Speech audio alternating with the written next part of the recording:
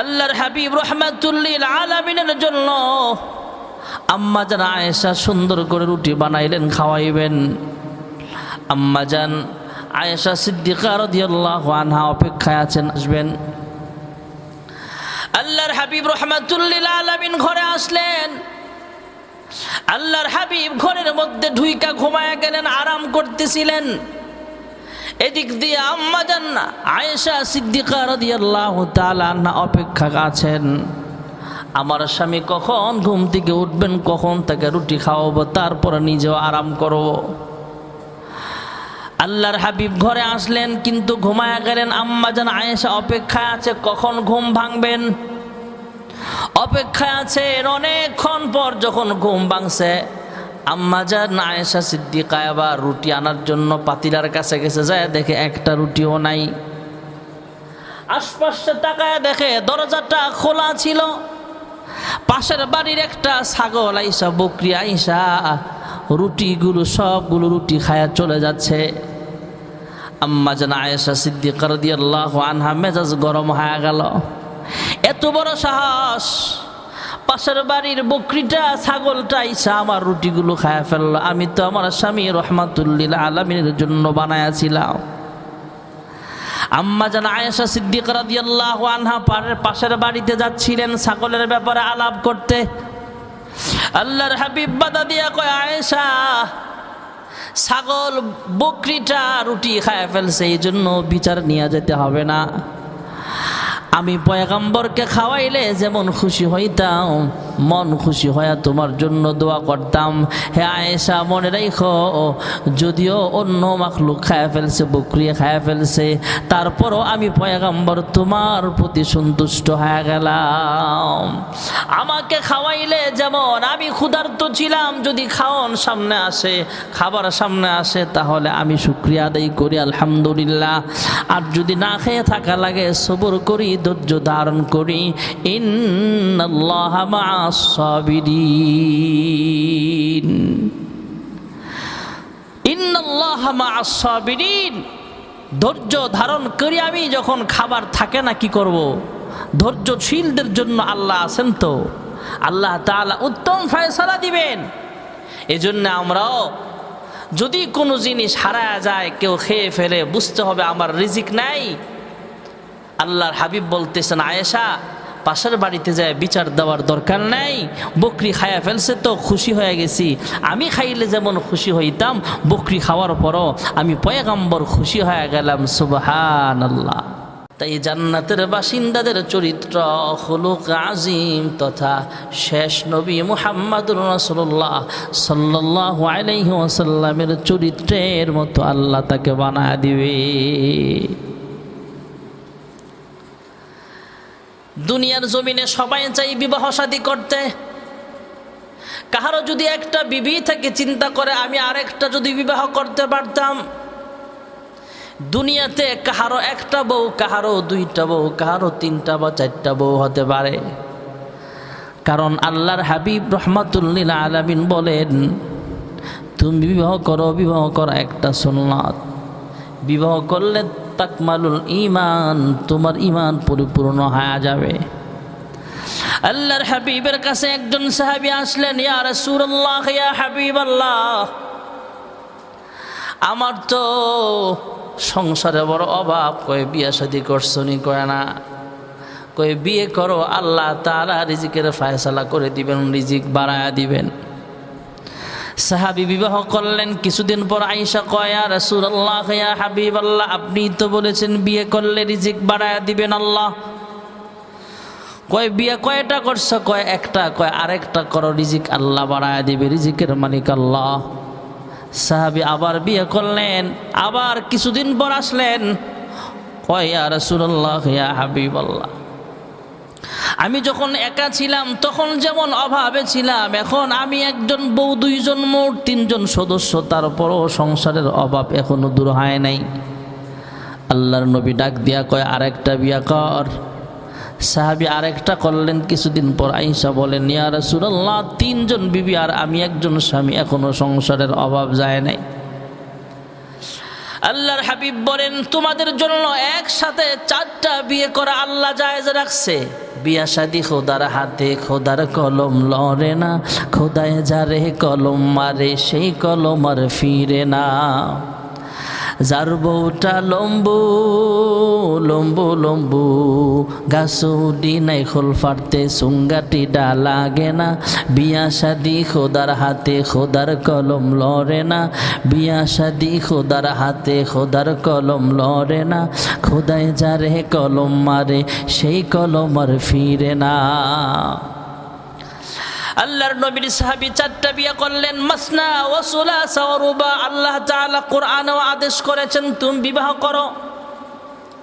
তোমার যদি আল্লাহ তাআলা শক্তি দিয়ে থাকে, তোমার যদি ইনসাফের করতে সমস্যা না হয়, ইনসাফ বজায় রাখতে পারো, শারীরিক মানসিক সব দিক থেকে তুমি দিয়ে রাখতে পারো, তাহলে আল্লাহ তাআলা তোমাকে একসাথে 4টা বিবি রাখার অনুমতি দান করেছেন। আল্লাহর হাবিব বলে দিলেন, সাহাবী যাও আরেকটা বিয়ে করো। বিয়ে করলেন, এবার একজন স্বামী 4 জন স্ত্রী, ঘরের মধ্যে 5 জন সদস্য। অনেক দিন পর আল্লাহর হাবিবের সাহাবী আল্লাহর হাবিবের সঙ্গে দেখা করার জন্য আসলেন। আয়েশা কয়, ইয়া রাসূলুল্লাহ, ইয়া হাবিবাল্লাহ, যখন আমি একা ছিলাম তখন আমার রিজিকের অভাব ছিল, আপনার কথা মতো একটা বিয়ে করলাম, রিজিকের অভাব তখনও দূর হচ্ছিল না। আর একটা বিয়ে করলাম, তখনও রিজিকের অভাব দূর হয় নাই। আরেকটা করলাম, এমন করে করে 4 বিবাহ করলাম। আল্লাহ রাব্বুল আলামিন আমার ব্যবসার পলিসি খুলে দিয়েছেন।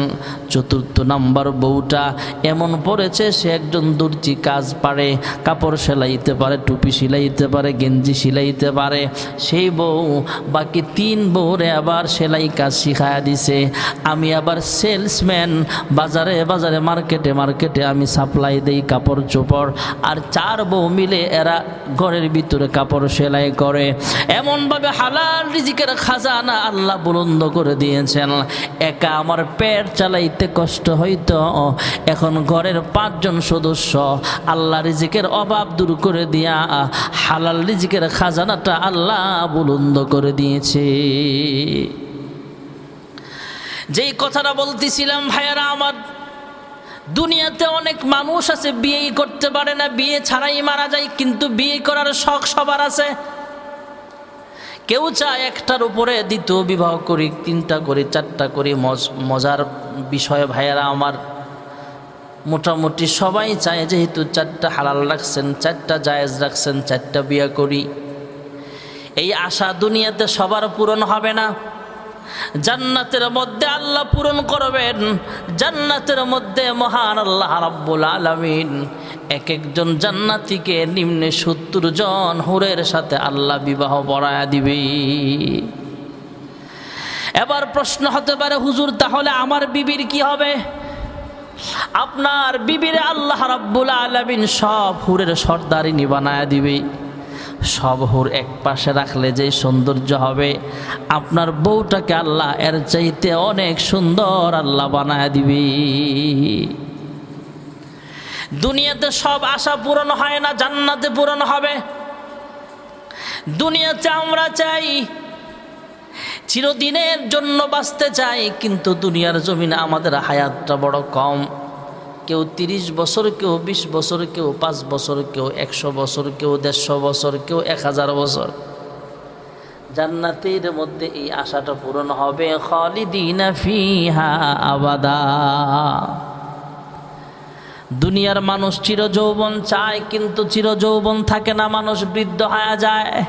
দরজাওয়ানি তওবা করদান শিওয়ে পয়গম্বরি অক্তে পীরি গেরগে জালেম মিশাওয়াত পরহেজগারি।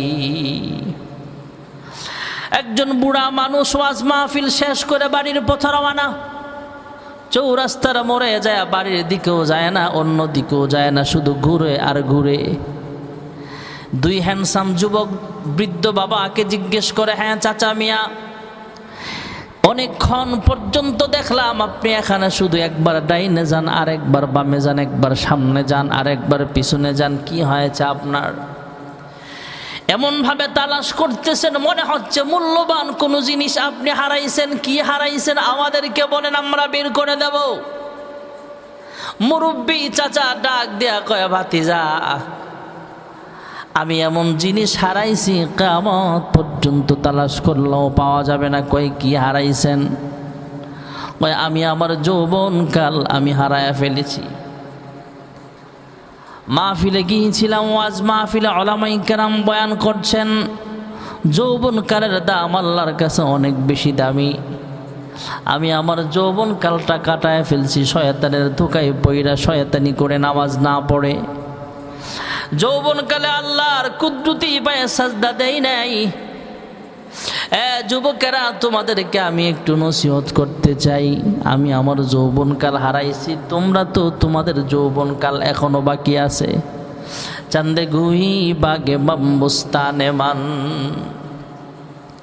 চান্দে গুই বাগে মামবুস্তানে মান, ইনা গুই গোরে গোরস্তানে মান, দর জওয়ানি তওবা করদন শিওয়ে পয়গম্বরি ওক্ত পিরি গরগে জালেম মিশাওয়াত পরহেজগারি।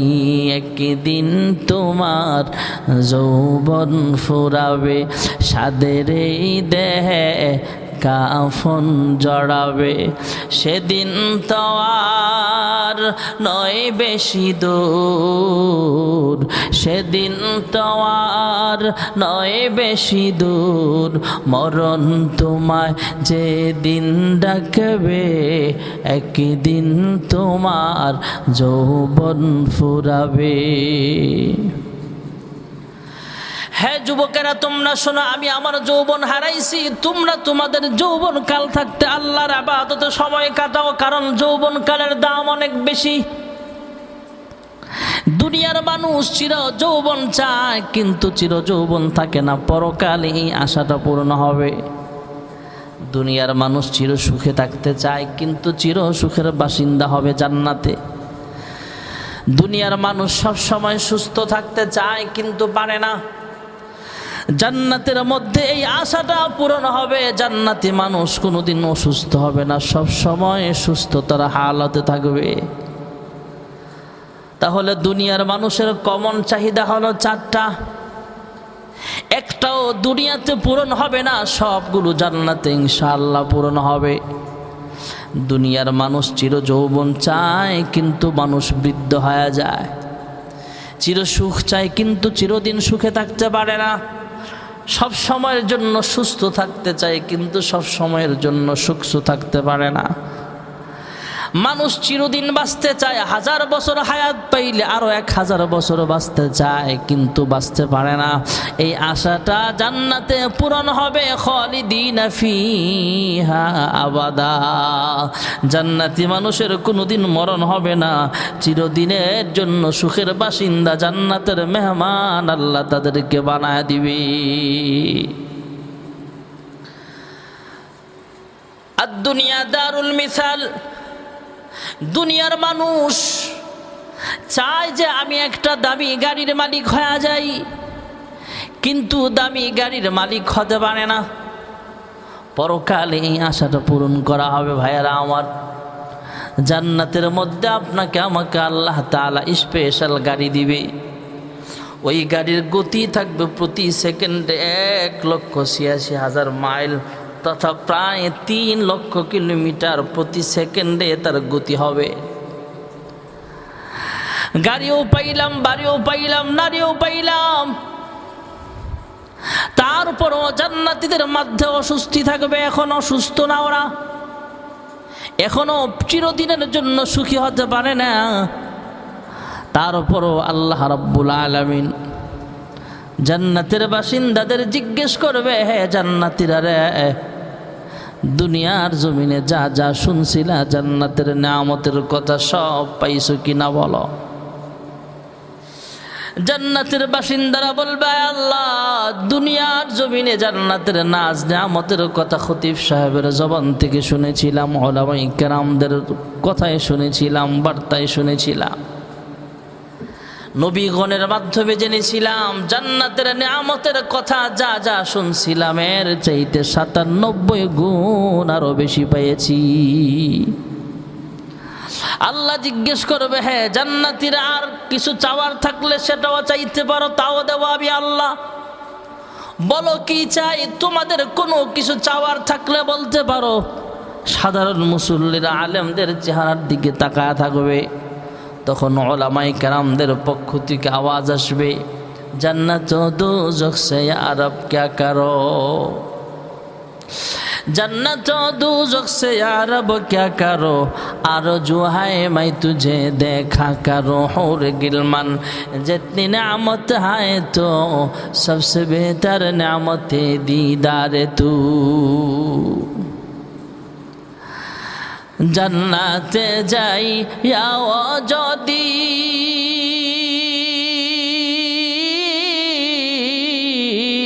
माशूकेर ना पाया मी, जन्नते जाइया ओ जदी माशूकेर ना पाया मी, बेहेश्तेर आनंद आमार লাগবে না মনে, কোথায় যাইয়া মাশুক পাইব, বেহুশ আছি তাই। জাহান্নামে যাইয়া ও যদি মাশুকের পাইতাম আমি, পুরিতে পারবে না আমার দোজখের নালে, কোথায় যাইয়া মাশুক পাইব, বেহুশ আছি তাই। জান্নাতীদের পক্ষ থেকে আওয়াজ আসবে, হ্যাঁ মালিক, দুনিয়ার জমিনে তোমার কোরআন তেলাওয়াত করতাম কিন্তু তোমাকে কোনোদিন দেখি নাই, তোমার কুদরতি পায়ে সাজদা দিতাম, কোনোদিন তুমি আল্লাহর চেহারাটা আমরা কখনো দেখি নাই। আয় আল্লাহ, জান্নাতে দাও আর জাহান্নামে দাও, এমন একটা জায়গায় আমাকে রাইখো যেখান থেকে স্পষ্ট তুমি আল্লাহর কুদরত তথা আপনার কুদরতি চেহারাটা আমরা দেখতে পাই। আল্লাহ রাব্বুল আলামিন একটা মাহফিলের আয়োজন করবেন, কনফারেন্সের আয়োজন করবেন। এই দুনিয়াতে যেমন কনফারেন্স হয়, ওয়াজ মাহফিল হয়, জান্নাতের মধ্যে একটা ওয়াজ মাহফিল হবে। ভাইয়েরা আমার, আর দুনিয়া দারুল মিসাল, এই দুনিয়াটা হলো পরকালীন উদাহরণ। এই দুনিয়াটা একটা উদাহরণের জায়গা। ভাইয়েরা আমার, আল্লাহ রাব্বুল আলামিন আমরা যেমন দুনিয়াতে ওয়াজ মাহফিল করি, জান্নাতের মধ্যে একটা মাহফিল সাজাইবেন। দুনিয়ার ওয়াজ মাহফিলে যেমন একজন বিশেষ মেহমান থাকেন, প্রধান মেহমান থাকেন, সভাপতি থাকে, জান্নাতের ওয়াজ মাহফিলেও বিশেষ মেহমান থাকবেন দাউদ পয়গম্বর আলাইহিস সালাতু ওয়াস সালাম। জান্নাতের ওয়াজ মাহফিলে প্রধান মেহমান থাকবেন আল্লাহর হাবিব রাহমাতুল লিল আলামিন, আর জান্নাতের ওয়াজ মাহফিলের সভাপতি থাকবেন স্বয়ং আহকামুল হাকিমিন আল্লাহ রাব্বুল আলামিন। দাউদ নবীর তিলাওয়াত শুরু হয়ে যাবে, আল্লাহ বলবেন এর চাইতে ভালো কণ্ঠ আমার কাছে আছে। দাউদ নবীর কণ্ঠ দিয়ে আল্লাহ তাআলা একসাথে 70 প্রকারের সুর আল্লাহ বের করে দিবে। এরপরও আল্লাহ বলবে, হ্যাঁ জান্নাতীরা এর চাইতে ভালো তিলাওয়াত শুনতে চাও নাকি?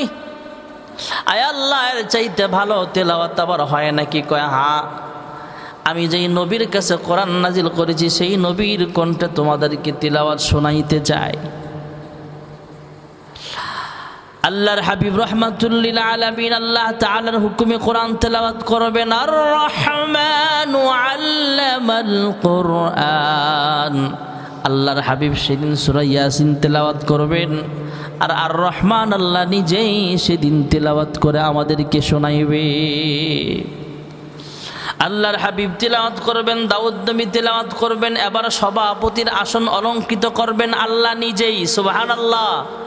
আল্লাহ সেদিন তেলাওয়াত করবেন আর রহমান, সূরাতুর রহমান তেলাওয়াত করে আমাদেরকে শোনাইবেন। ভাইয়েরা আমার, আমরা তো তেলাওয়াত করি আর রহমান, তিনি রহমান, যিনি রহমান। আল্লাহ একটা শব্দ বাড়ায় দিবেন, আনার রহমান, আমি তো হলাম রহমান। হাজার হাজার বছর পার হয়ে যাবে, আল্লাহর কুদরতি চেহারার দিকে তাকায়া জান্নাতের বাসিন্দারা হাজার হাজার বছর পার করে দিবে। এদিক দিয়ে জান্নাতের হুরে গিলমানরা চিঠি লিখবে, আল্লাহ ওয়াজ মাহফিল সমাপ্ত করেন, আমাদের স্বামীদেরকে জান্নাতে আবার ফিরাইয়া দেন, আমরা সেজে গুজে আমাদের স্বামীদের অপেক্ষা করছিলাম। আল্লাহ তাআলা জান্নাতের ওয়াজ মাহফিল সমাপ্ত করবেন। জান্নাতের বাসিন্দাদের পিঠের মধ্যে, মাথার মধ্যে কুদরতি হাত বুলায়া বুলায়া বলবে, হে জান্নাতীরা, আপন আপন ঘরে ফিরিয়া যাও। আবার যখন আমি আল্লাহকে দেখতে মন চাইবে রে জান্নাতীরা, সঙ্গে সঙ্গে আমি আল্লাহ কুদরতি ভাবে তোমাদের সামনে হাজির হয়ে যাব। আল্লাহ তাআলা জান্নাত দিবেন, জান্নাতের এত নিয়ামত। আমরা ঈমান আমল নিয়ে দুনিয়াতে চলতে হবে। ভাইয়ারা আমার, ঈমান আমল নিয়ে চলার পাশাপাশি মনটাকে বড় রাখতে হবে, মাঝে মাঝে দান সদকাও করা লাগবে। আম্মা জান আয়েশা সিদ্দিকা রাদিয়াল্লাহু তাআলা আনহা আল্লাহর হাবিবের জন্য রুটি বানাইলেন। আমাদের সমাজে বর্তমানে যেমন ঘরের মধ্যে পর্যাপ্ত পরিমাণ চাউল আছে, খাবার আছে, আটা আছে, তৎকালীন সময়ে এত কিছু ছিল না। অল্প একটু আটা ছিল, কয়েকটা রুটি বানাইলেন আম্মা জান আয়েশা সিদ্দিকা রাদিয়াল্লাহু তাআলা আনহা আল্লাহর হাবিবের জন্য। আল্লাহর হাবিব রাহমাতুল লিল আলামিনের জন্য আম্মা জান আয়েশা সুন্দর করে রুটি বানাইলেন, খাওয়াইবেন। আম্মা জান আয়েশা সিদ্দিকা রাদিয়াল্লাহু আনহা অপেক্ষায় আছেন, আসবেন। আল্লাহর হাবিব রাহমাতুল লিল আলামিন ঘরে আসলেন। আল্লাহর হাবিব ঘরের মধ্যে ঢুইকা ঘুমায়া গেলেন, আরাম করতেছিলেন। এদিক দিয়ে আম্মা জান আয়েশা সিদ্দিকা রাদিয়াল্লাহু তাআলা আনহা অপেক্ষা আছেন, আমার স্বামী কখন ঘুম থেকে উঠবেন, কখন তাকে রুটি খাওয়াবো, তারপর নিজেও আরাম করব। আল্লাহর হাবিব ঘরে আসলেন, কিন্তু ঘুমায়া গেলেন। আম্মা জান আয়েশা অপেক্ষায় আছে, কখন ঘুম ভাঙবেন, অপেক্ষায় আছেন। অনেকক্ষণ পর যখন ঘুম ভাঙছে, আম্মা জান আয়েশা সিদ্দিকা আবার রুটি আনার জন্য পাতিলার কাছে গেছে, যায় দেখে একটা রুটিও নাই। আশপাশে তাকায় দেখে দরজাটা খোলা ছিল। পাশের বাড়ির একটা ছাগল আইসা, বকরি আইসা রুটিগুলো সবগুলো রুটি খায়া চলে যাচ্ছে। আম্মা জান আয়েশা সিদ্দিকা রাদিয়াল্লাহু আনহা মেজাজ গরম হয়ে গেল।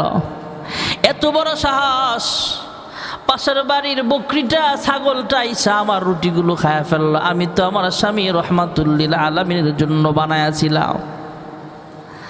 আম্মা জান আয়েশা সিদ্দিকা রাদিয়াল্লাহু আনহা পাশের বাড়িতে যাচ্ছিলেন ছাগলের ব্যাপারে আলাপ করতে।